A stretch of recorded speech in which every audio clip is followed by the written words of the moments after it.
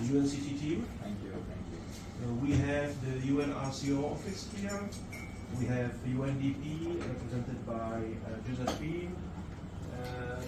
And then we have online our colleagues from WHO, Dr. Josephine Namboze, and also your colleague Messeret from the UNEP Victoria office that I don't need to introduce to you. So I think that's it. So we don't need to really go to the introduction. You met Taiwan from the UNRCO office. So I would again welcome you to Botswana and the UNCT. And I understand you prepared a short presentation for us. So before, maybe you can just introduce yourself a bit, and then you can jump straight to the presentation, and then we can have some comments and reaction from the colleagues. Thank you. No, thank you very much, Rene, and good morning, colleagues. I'm Richard Munam, and I'm the UNEP Deputy Director for Africa Office. And before that, I was the Africa Regional Climate Change Coordinator. And I've been with UNEP for 13 years, and now it's quite a very exciting moment to be here because we just moved into our implementation of the new MTS, and we focus on what we call the triple planetary crisis: climate change, biodiversity loss, West and West. And so, coming here at this time when you are already implementing your common framework, it's an opportunity also for us to have a conversation on the progress, especially under Resource Group 3. And I just thought it would be very, very ideal to maybe bring some perspectives on this topical issue of resilience through the lens of climate change and how it fits into Resource Group 3. So thank you very much for the courtesy. I think to start off, one of the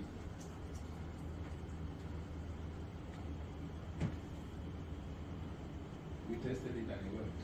I think you need to. Yeah. Okay. Perfect. So, what I decided to do was that to put this in perspective. So we look at if we were to leverage environmental solutions, especially. Apologies, we just have a request online. Can you get the microphone? Oh, good. Hello, can you hear me now? There we go. Yes, perfect. Yes.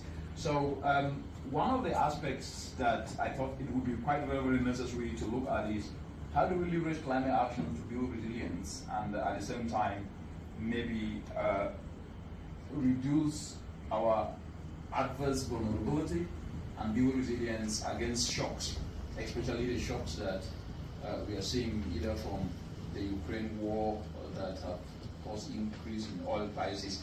But one of the ways I usually like to start my presentation is to use African proverbs, if you've listened to me. And one of them is that where water is the boss, the land must obey. When you look at this, what it trying to put in context is that water and land are two of the most fundamental elements of nature. And either you're talking about food, it needs land to grow, it needs fertile soils to grow, and at the same time, it means that nearly every biological, chemical, and physical process on Earth actually needs all these aspects, water and land. What I'm bringing this up is that I'm sharing this to underscore the fact that the importance of nature, and especially working with nature, is very, very clear for us and key to build resilience, resilient food systems, to drive climate solutions that ensure that socio-economic opportunities can actually be intact. And then under Resource Group 3, these aspects are captured. And at no time is this Resource Group 3 more important than it is now. I just mentioned the calamities that the world is facing, climate change, the Ukraine-Russia war that saw increases in food, fuel prices, and then COVID-19 that for the past 2 years have actually caused shocks, not only in countries but also in people's lives.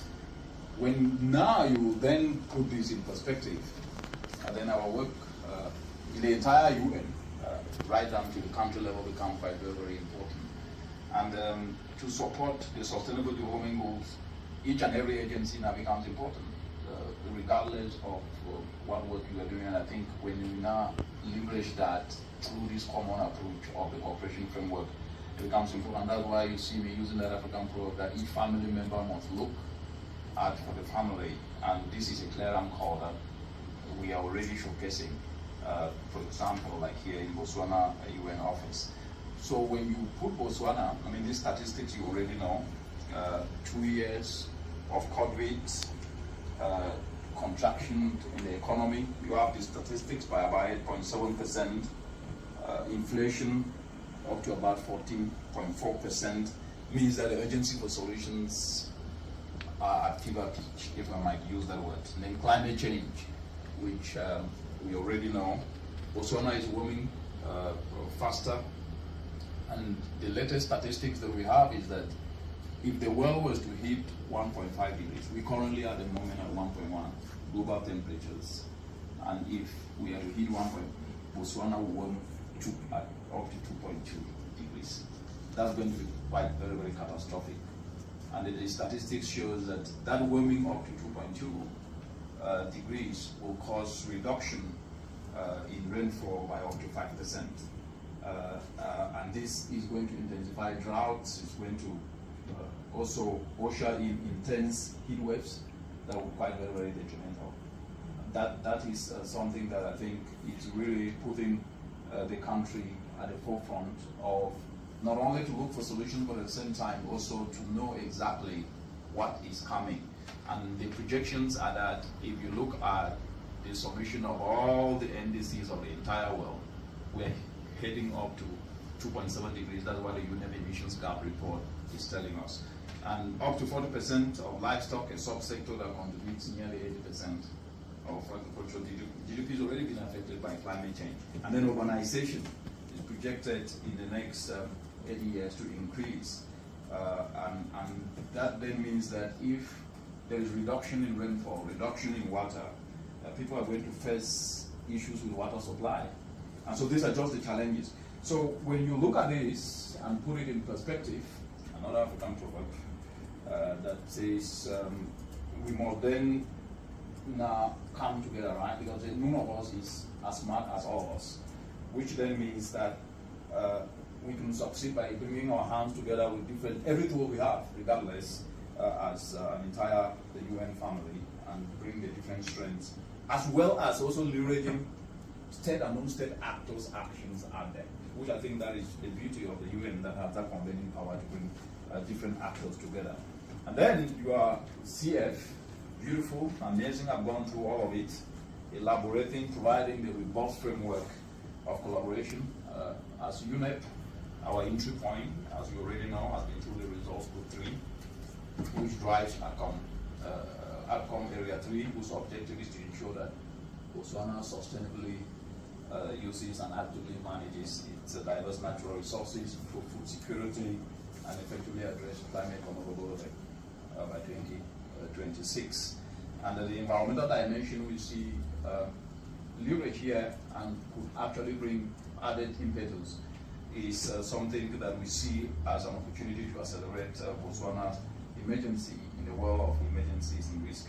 But specifically, what we are looking at is, if you look at the Botswana NDCs, which have gone through it, as I said, that prioritizes agriculture, prioritizes waste and energy. When we juxtapose it within this at both 3.2 and 3.4 as most aligned to our work, and also the experiences that we can bring from other countries and competencies in which we will continue to bring as we collaborate in the implementation of this. So I decided that putting this in perspective in this summarized way, the specific dimension that we could prioritize as we bring to the implementation of these results. And the first one is leveraging these environment and climate action solutions to climate-proof food systems and enhance economic diversification. Which I think is not only relevant to Botswana, but in the case of Botswana, let's be specific on that. Diversification is the biggest security of the system. Why do I say so? If you look at Botswana Vision 2036 and the National Development Plan 2, which runs up to 2023, prioritize economic diversification. So what does this actually really mean? So we're talking of a country, right? Diamonds constitute 80% of the country's export earnings. And then Botswana earned, I think the data, maybe that's the current data, over 3.3 billion annually from diamonds in a global market that is worth a global diamond at 91 billion US dollars. But these are non-renewable resources, so they'll finish at some point, that we know. So this is not anything that I am new that I'm saying. And there is a report that showed that this could finish by up to 2050. And then in the agricultural sector, like I said, up to 80% of the agricultural GDP depends on livestock. And at the same time, when you now then, through this Article 3, what is coming out very clear is that we have a real opportunity to maybe drive this diversification pathway for the country by focusing on and improving agriculture.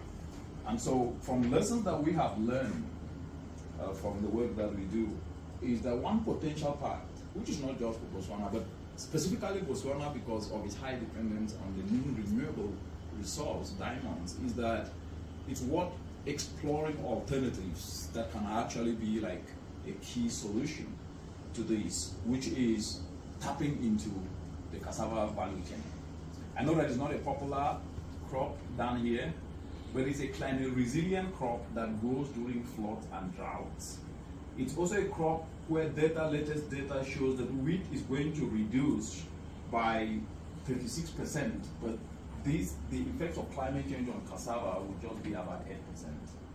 And what that means is that if wheat production is projected to fall globally by 36% because of climate change, inducing more deficits to the world, then the implication for the country, I know that Botswana doesn't import a lot of wheat. The data we have is that it's currently spending over just 50 million US dollars annually. But this is going to be an opportunity that if they look at diversification and also bringing in this climate resilient crop, which we have been focusing on in our work in Uganda, in our work in Cameroon, in our work in Nigeria, some of the lessons are that there is already the diversification from moving from wheat in making bread and switching to cassava bread, which is an opportunity. So it's a normative approach that we can start to introduce and bring data from other countries that we have leveraged. And we know that the country is the 9th largest exporter of beef to the EU. Export earnings has dropped by 60% in 8 years. But what I'm trying to bring here is that the country needs to diversify, I think, beyond French whole beef and prioritize value additional of the agro value chain. But I'm sure that this discussion must have been had, must have happened here. For example, like decentralizing clean energy solutions, especially of solar power solutions to either dry meat or at the same time also ensure that small enterprises by young people can be created at the local level could be an opportunity. Why I'm saying this is that if you look, Africa have one of the biggest markets, the Africa Continental Free Trade Area. So the proposal is these processed products aim at tapping this market and leveraging on this after could be an opportunity. But how do we do that also by looking at it from the perspective if we decentralize clean energy solutions to add value in processing that could be an opportunity. The second aspect that I think is very, very important is because what's more important is that we need to understand that energy is an enabler of socio-economic progress. So I understand the discussion of energy in the continent sometimes about electricity. Yeah, but it's what I call a competitive. We need to think energy from a competitive perspective. Beyond electricity, what do we need to use energy for? To add value, because Africa is at the bottom of the value chain. And so here, within the context of Botswana, we need to focus on how do we decentralize clean energy as complementary. Currently, 7% of Botswana energy mix is renewable, and 100% of renewables are centered on biofuels. However, the country is meeting out on the renewable source, which I think they hold the biggest strength, especially on solar, and they top the global list for having super abundant renewables. But that specifically is that the country has 500 times more solar energy resource. What does this mean? That then means that if you're looking at the NDC on energy and also the renewable energy from subsidy policy that the country have got, which I think is a great opportunity. Other African countries need to learn from that. We can then now start to prioritize how do we operationalize this renewable energy from subsidy from the perspective of say, okay, you have this, but this is another way that you can use to target in unlocking investments, in decentralizing these to power beef processing and be it cool storage or off-grid areas to be able to ensure that at least you can even also start to look at how do you export these to other areas or other countries, which is just a potential thought that could actually be brought to the debate. The third aspect, which I think is very important, is waste. How do you imagine waste? Because Botswana, in its NDC, targets to cut emissions by 15%, and waste is among the targeted areas. How do they, for example, and two broad waste dimensions that we know are actually an opportunity not only to convert the waste, but to look at firstly the livestock area. And this is quite very, very unique for Botswana, because Botswana can invest in biodigesters to recover livestock waste into biogas and biofertilizer solutions to control methane emissions, which is a very hot topic at the moment. And the discussion is, yes, Africa is a negligible emitter, that's fine. It's a negligible emitter. Botswana emissions are 0.02% as compared to the global share. That's negligible, very minuscule. Yeah, but at the same time, it could create an opportunity from the perspective of not necessarily reducing emissions on methane because you have them, but to tap an opportunity of turning livestock waste into biogas and fertilizers. And this will create an opportunity because and make the country to enhance opportunities for clean cooking solutions to the rural areas, as well as also tap into the fertilizer market, which is growing annually at 5.9%. The other dimension is the one on municipal waste to electricity. Currently, up to about 50% of Botswana electricity is coal powered, that we know. But as an alternative, waste to electricity is a big opportunity that can actually be tapped, especially for cities where we have about 77% of Botswana's population expected to be urban, to be living in urban areas in the next 8 years from today. And this is an opportunity to tap into. The fourth one is finance. I know this is music. Finance. So from what we have learned in other countries, and I believe this would be something that we can be able to leverage and apply here in Botswana, is Botswana needs an estimated, when you look at the NDCs of Botswana, it needs an estimated 18.4 billion to finance the implementation of the NDCs. And this amount exceeds the country's GDP. And expecting it to be financed solely from public finance is an impossibility, like with any other African country. That will not happen. And so what we've been trying to do is find how do we help countries turn their NDCs into investment plans, because 72% of all African NDCs are not turned into investment plans, including that of Botswana. And that is a missed opportunity to attract investment from both private and other actors. NDCs need to be turned into investment plans. And therefore, also looking beyond just the private sector from the commercial bank's perspective, but looking at the local level, how do we leverage microfinancing institutions and even local accessible structures that are accessible to millions of people, like leveraging local structures like communal cooperatives. What we've learned in Nigeria and Cameroon and Uganda is that when you leverage those structures and you are able to then combine finance from the public as well as leverage from the private, the impact in terms of developing climate enterprise solutions become quite very, very high.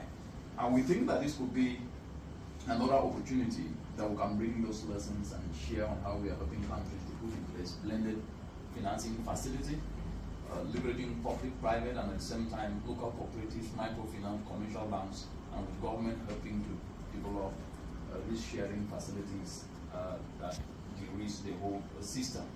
Our lessons from our work in Cameroon and Uganda we've been able to bring that knowledge, and through this work, what we have seen is that cooperatives are leveraging tangible assets, social capital assets to guarantee members. They are decentralizing solar dryers, we're guiding them with a climate action solution through the environment lens. And these are lessons that can actually be tapped into and support your advocacy 3.4.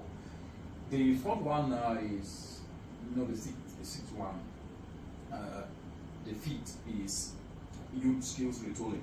Up to 70% of Botswana youth are youthful under the age of 35. Pretty much the same across the African continent. That's one thing I noticed. Pretty much.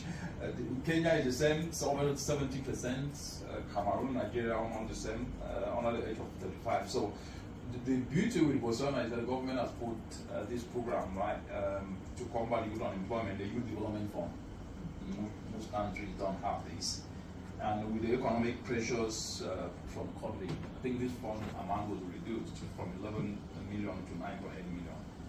And so what I wanted to bring here is that the country needs to optimally leverage these funds to deploy in such a way that it can help youth engage in non-intensive capital areas. And what do I mean by this? The climate and environment lens provide the opportunities, and we need young people to be supported. And that is why now I was bringing up that dimension of the Climate Change and Entrepreneurship Center in Bayesago University was crafted using this logic. Policy is the biggest driver of change, that we know, that's a given. But there exists a big disconnect, and I don't know, maybe I will stand corrected here in Botswana, but I believe it's pretty much across every African country that I go to.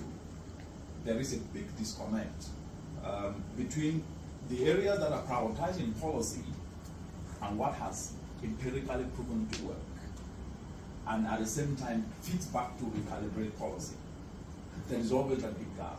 And so what happens on the ground, because of sometimes lack of a structured approach of feeding back data that is making things work, so that at least there could be incentives put in place to catalyze that.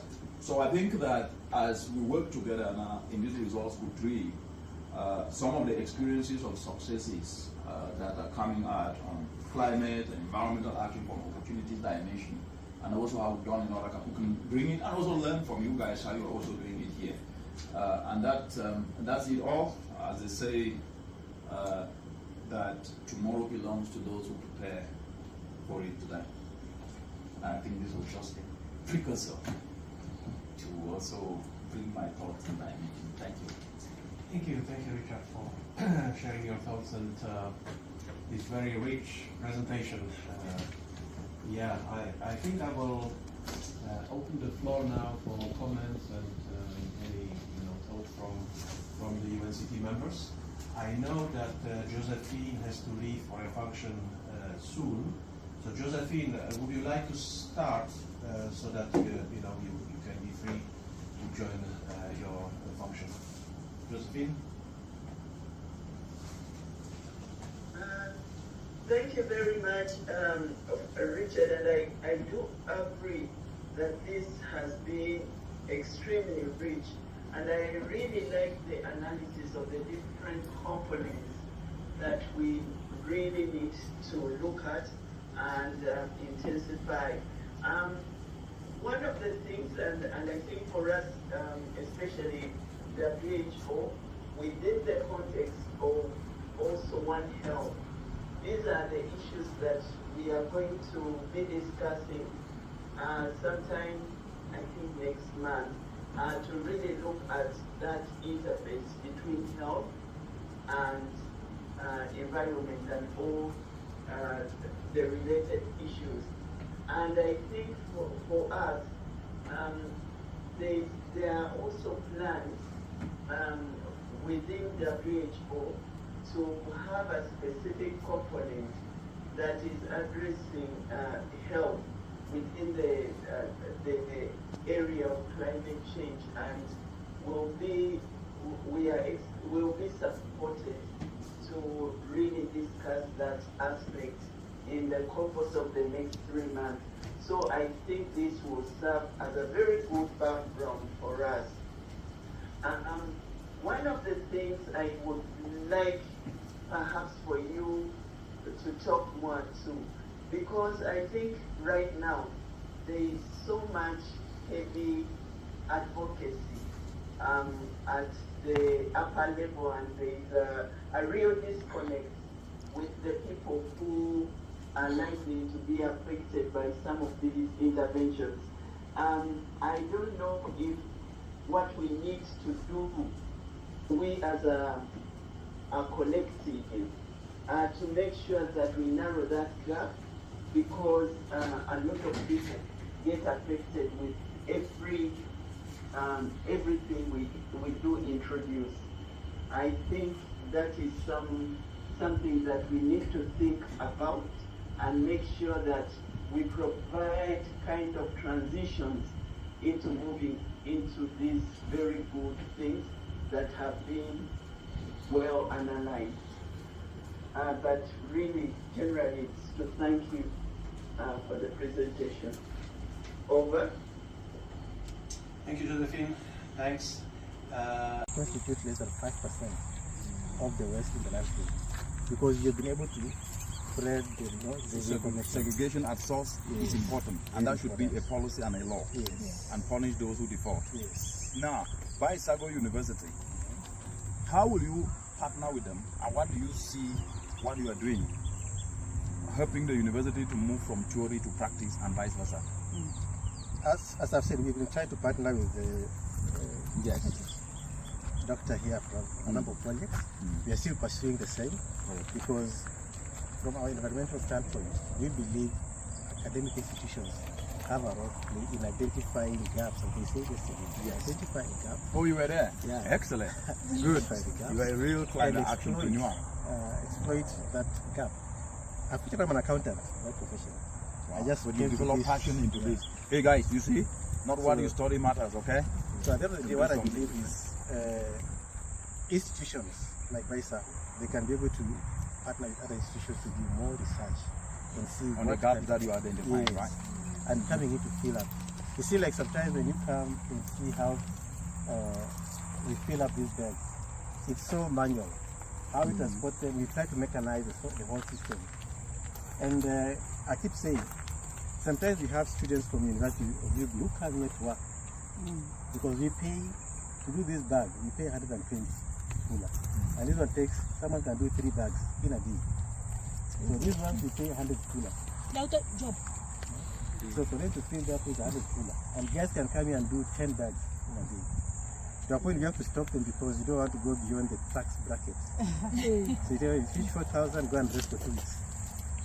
So we get another group to come back for 2 weeks. So what you are saying, I'm seeing a policy implication as well, that there needs to be tax incentives for those who are engaged in recycling waste to alternatives, so that even if they were to work as much as they are exempted from that if they can prove it. Excellent, wonderful. So what's your last word and your name again, please? So my name is Boniface Olubayo. I'm business manager. Olubayo.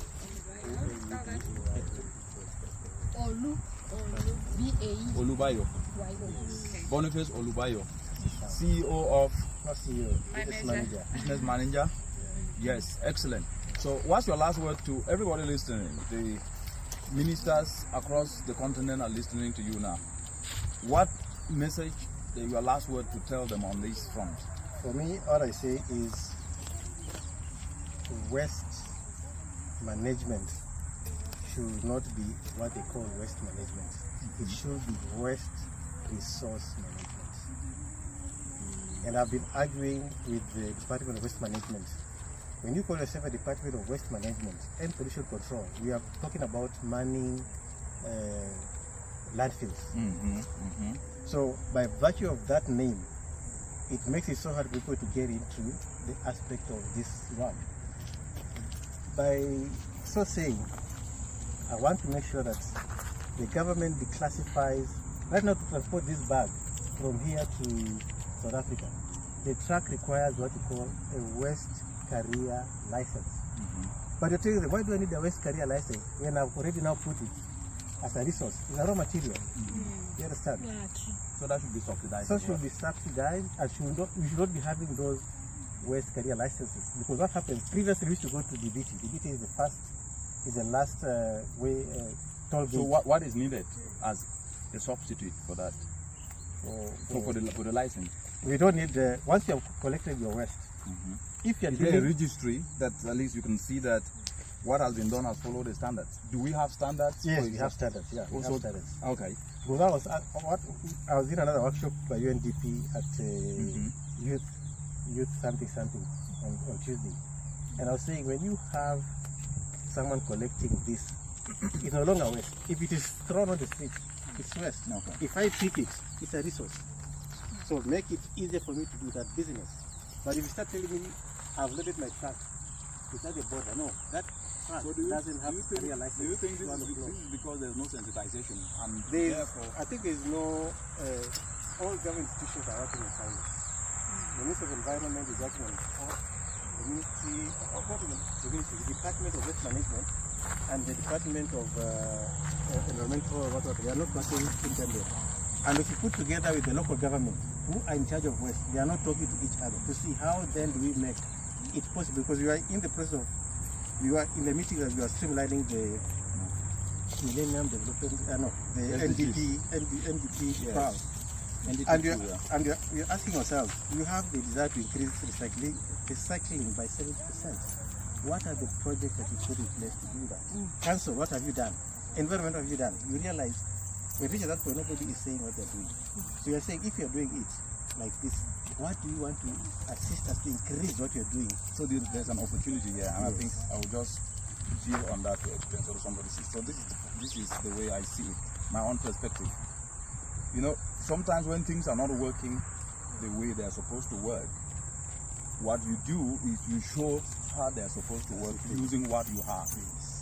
So this is what you are doing. Yes. You are not in government. You are an enterprise. An NGO. Well, yeah, an NGO, that's fine. I mean, it's just nomenclature. It's an NGO that is recycling bottles. Yeah. You know the gaps. Yes. And you've already, you have products that have been produced. Yeah.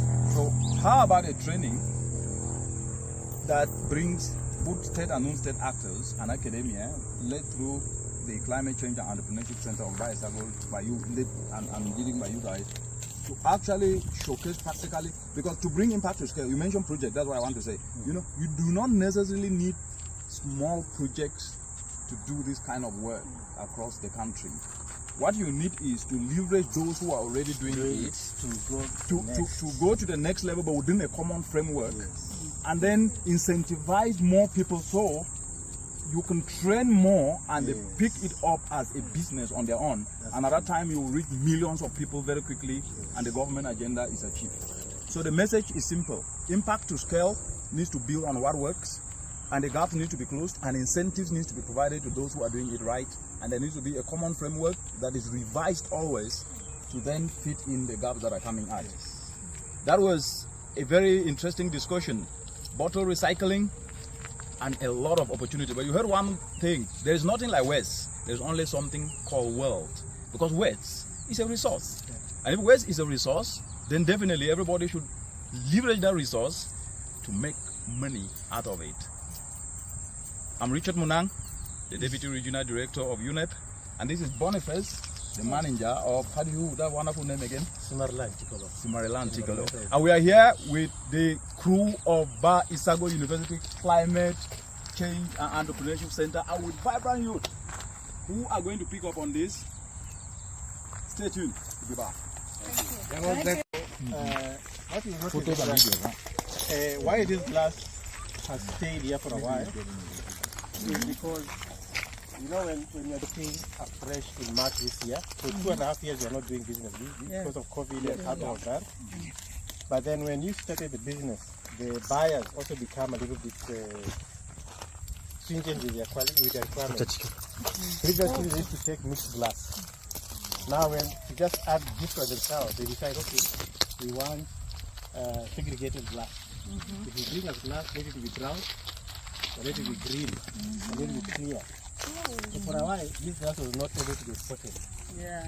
So it only happened until 2 months ago when we got a contract with another company that decided to be taking the mixed glass. Because for them, they feel if they take brown, it's quite cheaper for them to make brown bottles than it is mixed. Because for you to get the color mixing, to get green, white, or to black or brown, it's quite more expensive. So they want to make it cheaper for them because of high cost. So to cut costs, they also affect us. I want to just come in there because there's, so number one is, so climate is changing, right? You can see the heat, and Botswana is going to be warming up to 2.2 degrees, right?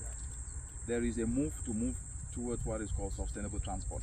So sustainable transport, routes constructed, connecting to cities and all those places. But there is still heavy dependence on concrete. And you've mentioned that one of the offshore is that these bottles, though we see them as wares, are actually used to make bricks and maybe pavement tiles. So can you explain? So I'm a minister, somebody is a minister of environment of Botswana, or the minister of environment of Togo, of Kenya, or Cameroon, and he wants to influence policy so that at least bricks can be made out of bottles. How would you explain to that person how this is very important and how this is done? Now, what you look at there are two things. There is a process was deviating from river sand-based construction. I think the UN, you're almost making it a policy. Yes, it is. We will stop making houses and roads using river sand. Yes, because actually the extraction of sand is costing not just the environment, but it is not a renewable resource. It's going to get finished. So at the end of the day, also, if it doesn't get finished, for you to get a table of sand, it takes maybe 100 years. Correct. But for you to remove it, it's in quite It's a process, and it's intensive, and at the end of the day, it's destructive. Very good. So if you go to places like Kang is on the other, is it west? On the, that's to the north. Kang, Hansi area. East, northeast of they don't have a lot of river sand. In those, they don't have a lot of rivers. So they have problem with construction. So our desire was to go and set up a pulverizing business in that site, whereby the glass aggregate becomes the river sand for construction. More so, even here, as we start to do this, before this company accepted to buy this glass, our next move was to procure a pulverizing machine to convert all this into sand and sell it as river sand construction company. Because people in Gaborone, they get their sand almost 200 kilometers away. Yeah. So for us to cut off that distance, we are supposed to crush this one and sell. Not only that, we had another idea also of making... and you sell it cheaper than even sand? Yeah, it's cheaper.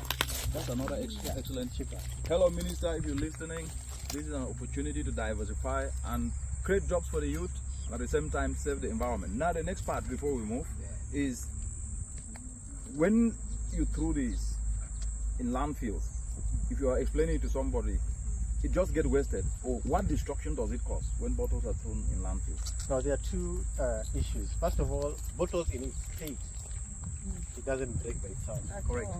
So it's not just it's not a biodegradable. So over 100, 200 years. However, for us here, what we do is, once we rehabilitate the soil, we take this top, we crush, mix it to a point that it can also be done for landscaping, reflective landscaping. There is not harmful, you can even pick it with your hand.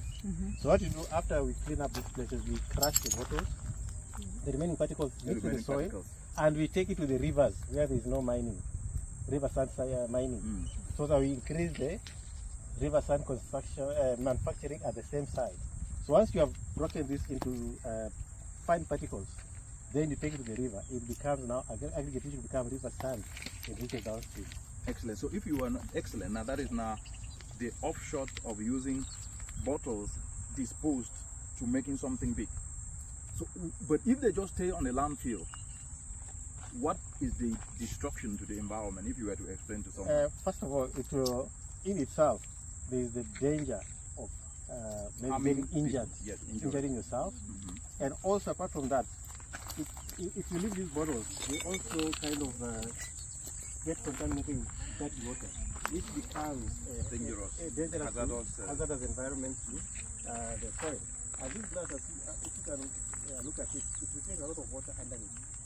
So it can also start seeping into the soil, and if are not well taken care of, it's likely to end up also into drinking water on the other side. Another hazardous. So that's another hazardous problem which is around a water catchment area. Actually, what you're doing here, you've just formulated a model that will be taught under the Climate Change and Entrepreneurship Center of Bar Isago.